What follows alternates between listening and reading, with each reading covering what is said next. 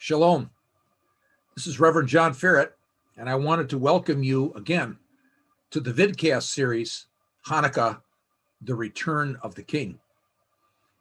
And this video focuses on candle 3, the third candle of the Hanukkah menorah.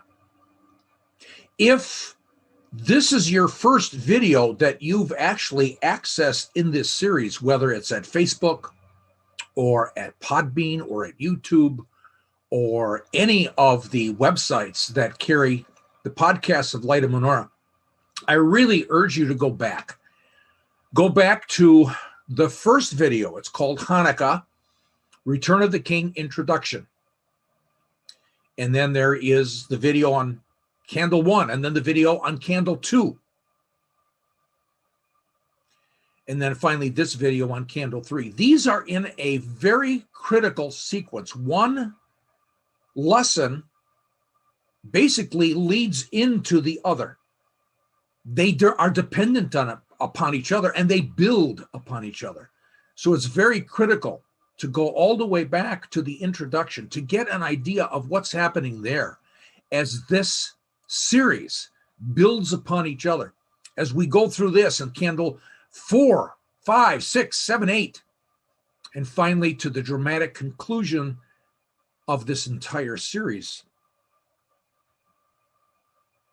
Now, so far, we talked about the first central candle. And for us in this series, as we're seeing how Jesus uses Hanukkah to talk about his return, we remember that first candle, that center candle of the Hanukkah menorah, that represented Jesus saying that he was God, and he said it on Hanukkah. And that was in John chapter 10, starting in verse 22. But the Jewish people would remember, as they're observing Hanukkah, that there was a very evil, cruel, vicious Greek pagan king, Antiochus IV Epiphanes, who had put a stop to all practices of Judaism in those days. If you circumcised your son, the mother would be crucified, martyred. If you had a Torah scroll, you would be martyred, you would be executed. Thousands of Jewish people were martyred for their faith because this Greek king outlawed the practice of Judaism. And this Greek king, Antiochus IV Epiphanes, said he was God. This would have been a remembrance, especially in Jesus' day, among the Jewish people. Epiphany. In other words, something that is shown forth. And Antiochus IV is saying, I am God, showing forth right now. But Jesus on Hanukkah, he declared he was God. And the chief priests and the temple officials wanted to stone him because they said he blasphemed, calling himself out to be God on Hanukkah. Interesting. Then we came into the first candle on the right, and that was lit.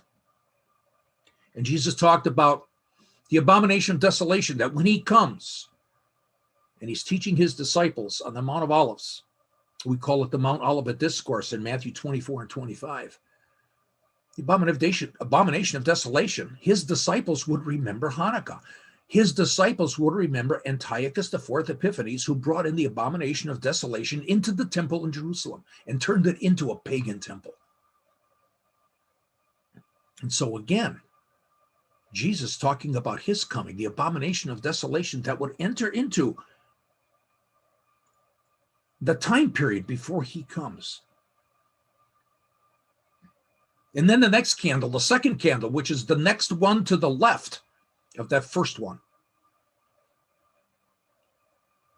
We remember when we're reading in 1 Maccabees chapter 2, that when the revolt started, they fled to the mountains. And what does Jesus say?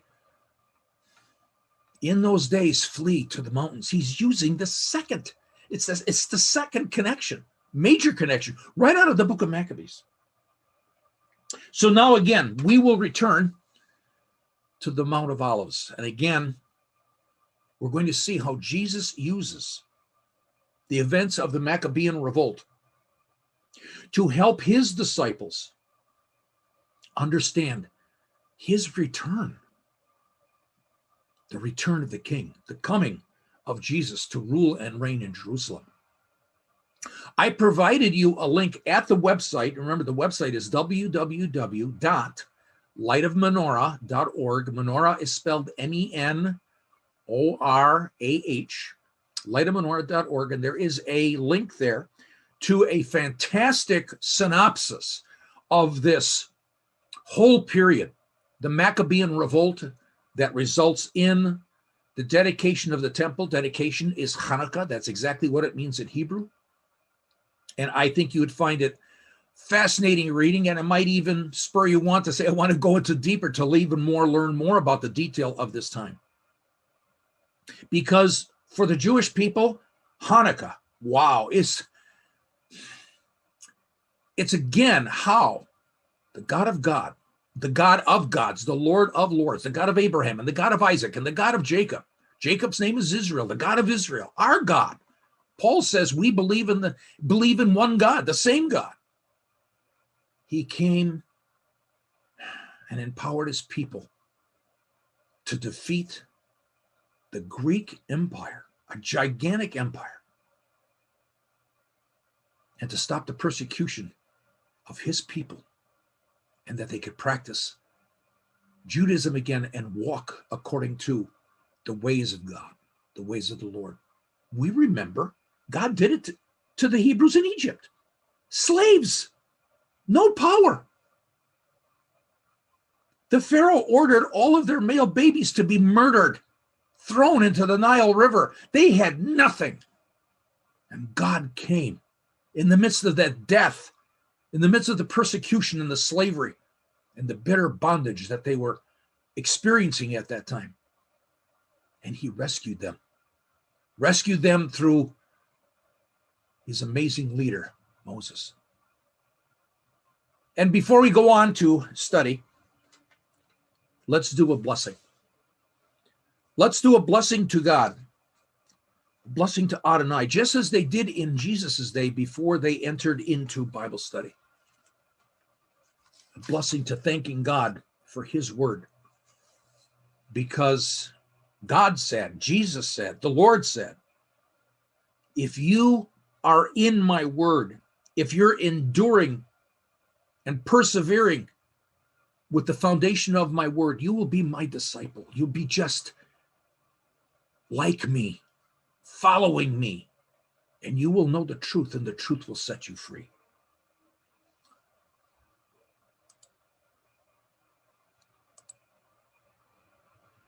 So indeed, in this blessing, as I've done before, there will be the Hebrew. I'll do it slowly, and then you can repeat after me, and we'll do the English together. Baruch atah Adonai, Eloheinu melech haolam, asher bakar banu mikol ha'amim, ve'natan lanu et Torato, ve'nevuim hatovim, ve'natan lanu et habasora Mashiach Yeshua, ve'natan lanu et habrit chadasha. Baruch atah Adonai, noten hadevrei emet. And together in English, blessed are you, O Lord our God, King of the universe, who has chosen us from all people and given us his Torah and the good prophets, and given us the good news of Messiah Jesus, and given us the new covenant. Blessed are you, Lord, giver of the words of truth. So in the previous lesson, we learned that indeed they fled to the mountains, they fled to the hills. We saw how Jesus actually uses that phrase when he's teaching his disciples there, the Mount of Olives, about what it's going to be like at his return. And the Maccabees, not the Maccabees actually, but Mattathias, that old Levite priest, and his 5 sons, Judas the Maccabee, Simon, John, Jonathan, and Eleazar, plus a whole bunch of people from Modin, that small city there in central Israel. They flee up to the Gothna Hills. This is a picture of the mountains of Judea, not far from Jerusalem, but it is a picture that I can use that will give you the idea of perhaps what the Gothna Hills looked like in those days. Very hilly, very rugged, a lot of places to hide, a lot of caves to actually live in and stay in and protect yourself from the harsh conditions of the weather and so on, especially if they fled in the December, January timeframe. What they did is they created their hidden camp in the central mountains, and from there, as their numbers increased among religious Jews to join them, they began attacks against the ungodly. Matter of fact, we read in 1 Maccabees, chapter 2, starting in verse 42, then Mattathias and his friends were joined by a group of devout and patriotic Jews, the strongest and bravest men in Israel, who had all volunteered to defend the law, to defend the Torah. And Torah, remember, does not mean law. Torah means instruction. So technically speaking, when you look at this in the Hebrew, it says who had volunteered to defend the Torah. In addition, everyone who was fleeing from the persecution joined them and strengthened their forces. Now that they had an army, they gave vent to their anger by attacking the renegade Jews. Those who escaped were forced to flee to the Gentiles for safety. Mattathias and his friends went everywhere, tearing down pagan altars and circumcising by force every uncircumcised boy they found within the borders of Israel. They were also successful in hunting down the arrogant Gentile officials. They rescued the Torah of Moses from the Gentiles and their kings and broke the power of the wicked king Antiochus. You can go into 2 Maccabees, starting in chapter 8, and we read even more details about this time when they had fled. They had fled Modin, they went up to the Gothna Hills, and we read more about just that period. Judas Maccabeus and his friends went secretly from village to village until they had gathered a force of about 6,000 Jewish men who had remained faithful to their religion. They begged the Lord to help his people, now trampled underfoot by all nations, to take pity on the temple, now defiled by pagans, to have mercy on Jerusalem, now destroyed and almost leveled to the ground. They also asked the Lord to show his hatred of evil by taking revenge on those who were murdering his people, mercilessly slaughtering innocent children, and saying evil things against the Lord. When Judas had finally organized his forces, the Gentiles were unable to stand against him because the Lord's anger against Israel had now turned to mercy. Judas would make sudden attacks on towns and villages and burn them. He captured strategic positions and routed many enemy troops, finding that he was most successful at night.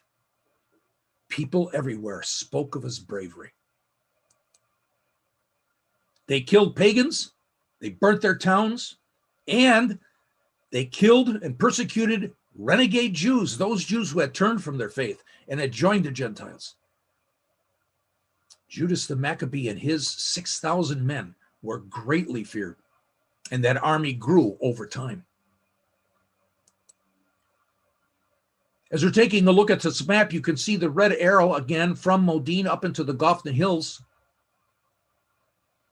And it was a number of months after they had done that, and they started their, you might say, guerrilla campaign among the cities of Judea and around Jerusalem, that King Antiochus IV Epiphanes ordered one of his governors, Apollonius, who actually had his headquarters in a town called Samaria in the northern mountains of Israel, in northern Samaria for that matter. And Apollonius came with his army south, and it's said that Judas the Maccabee, probably met Apollonius at a place called Ma'al Lavona. When you read it in English, it would be the town of Labona or the valley of Labona.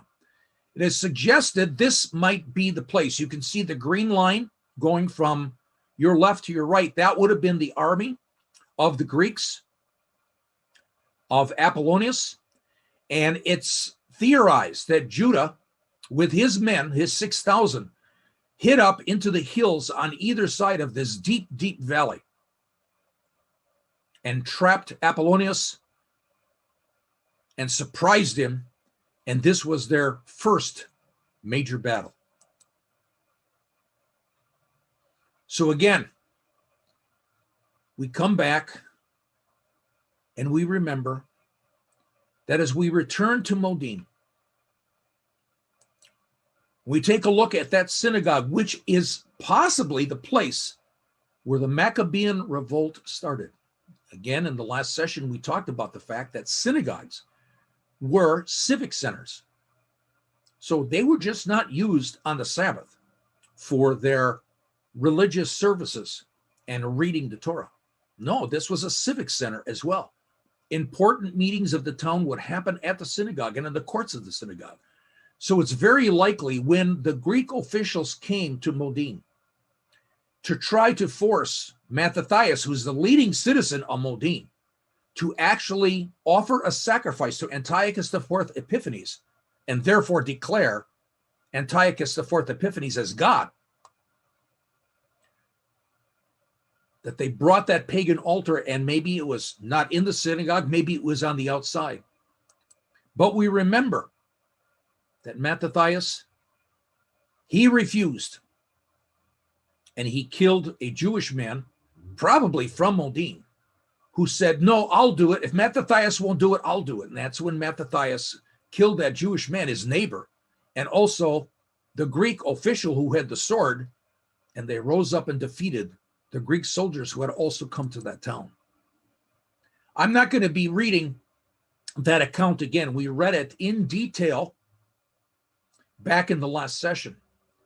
But as we take a look at this screen, the king's officers, they came into all the towns to make them sacrifice. They got Mattathias, he's the ruler, and they wanted him to actually offer that sacrifice. They figured, hey, if we can get the leading guy, the rest of the town will follow. But Mattathias, he answered, and then I will read what he said. And he spoke this with a loud voice, though all nations that are under the king's dominion obey him and fall away, every one of them from the religion of their fathers, and give consent to his commandments, yet will I and my sons and my brethren walk in the covenant of our fathers. God forbid that we should forsake the Torah and the ordinances. We will not hearken to the king's words to go from our religion, either on the right hand or on the left. And that's when that Jewish person from town, who was a sellout, he was going to sacrifice. And Mattathias, inflamed with zeal, couldn't hold on to his anger anymore. He slew that man on the altar, and also the king's representative, the Greek commissioner who had compelled men to sacrifice, he killed them as well. Thus dealt he zealously for the Torah of God, like Phinehas did unto Zambri and the sons of Salom. And Mattathias cried out throughout the city with a loud voice, saying, whoever is zealous of the law and maintaineth the covenant, let him follow me. So he and his sons fled into the mountains. That we dealt with on Candle 2. And then he says, and left all that ever they had in the city. They fled and took nothing with them. They did not go back to get their coats. They did not go back to get their money. They did not go back to get anything. They fled the city. And now we return to the Mount of Olives. And again, the question marks indicate that someplace up there, Jesus is meeting with his disciples. And they had asked him a question. This starts in Matthew 24. Jesus, what will be the sign of your return and the end of the age? And so you start reading in Matthew 24, which we won't read all of Matthew 24, but one important portion. Therefore, when you see the abomination of desolation, which was spoken of through Daniel the prophet, standing in the holy place, let the reader understand, then those who are in Judea must flee to the mountains. Whoever is on the housetop must not go down to get the things out that are in his house. Whoever is in the field must not turn back to get his cloak. It's the same idea. They fled to the mountains, and Jesus is saying, in the days of my return, before those days, flee to the mountains and don't go back to take anything out of your house. Get out of town.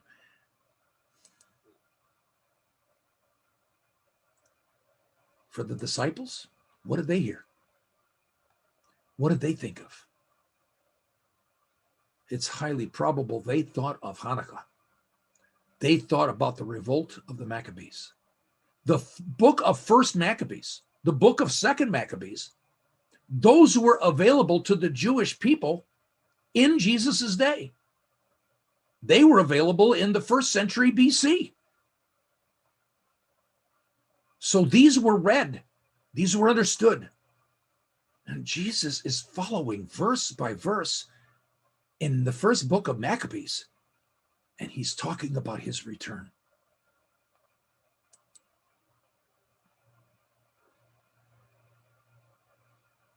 So we light the third candle. And the third candle represents Mattathias' words when he said flee. And they did. And they did not go back to the house to get anything. They just left. They had nothing. And Jesus says the same thing.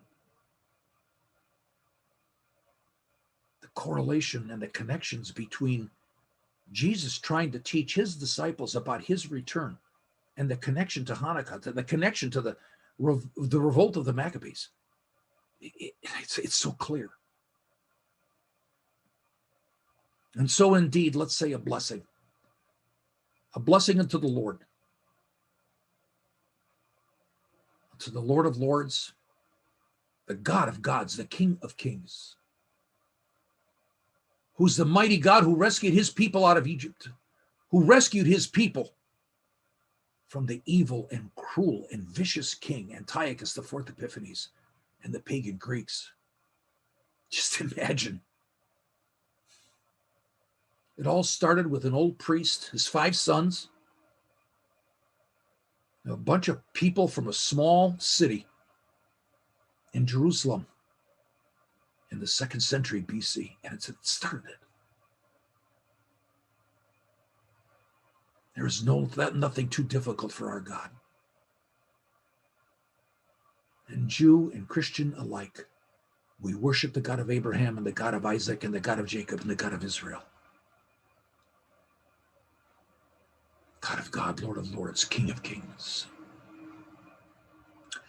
Baruch atah Adonai, Eloheinu melech haolam, asher kitshenu b'mitzvotav, ve'natan lanu Yeshua, Adonenu, Mashienu, Ahor haolam. Blessed are you, O Lord, our God and King of the universe, who has sanctified us with his commandments and given us Yeshua, our Lord, our Savior, the light of the world.